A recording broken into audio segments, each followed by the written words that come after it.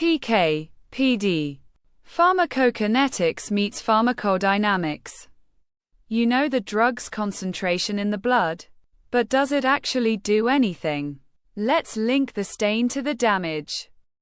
Pop PK told you how the coffee stain behaves in the shirt, how it spreads, peaks, and fades. But you care about the damage? The discoloration. A faint stain for a long time and a dark stain for a moment might cause different damage to the fabric. PK. PD links the exposure. How much stain? To the response. How much damage? PK is the concentration time curve. The stain's journey through the shirt. PD is what that concentration does to the target. The visible damage to the fabric. PK asks, what does the body do to the drug? PD asks, what does the drug do to the body? PK. PD connects the two. The most common relationship. The Emax model. At low concentrations.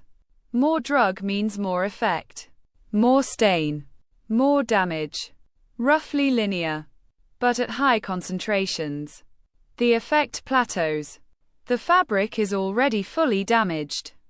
More stain doesn't make it worse. This gives you a sigmoidal curve. The key parameter. EC50.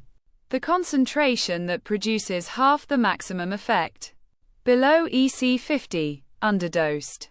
Above, diminishing returns. And the effect isn't instant. The stain hits the fabric now, but the damage develops over hours. And after the stain fades, the damage persists. A hysteresis effect. PK. PD models capture this delay, using an effect compartment that lags behind the blood concentration. The drug is gone from the blood, but the pharmacological effect is still building. This leads to the therapeutic window, the concentration range where the drug works without causing too much damage. Too low. No effect. The stain remover isn't strong enough. Too high. Toxicity. You're bleaching the fabric.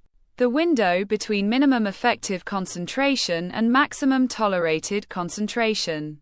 That's where you want every patient to be. To recap, PK tells you the concentration.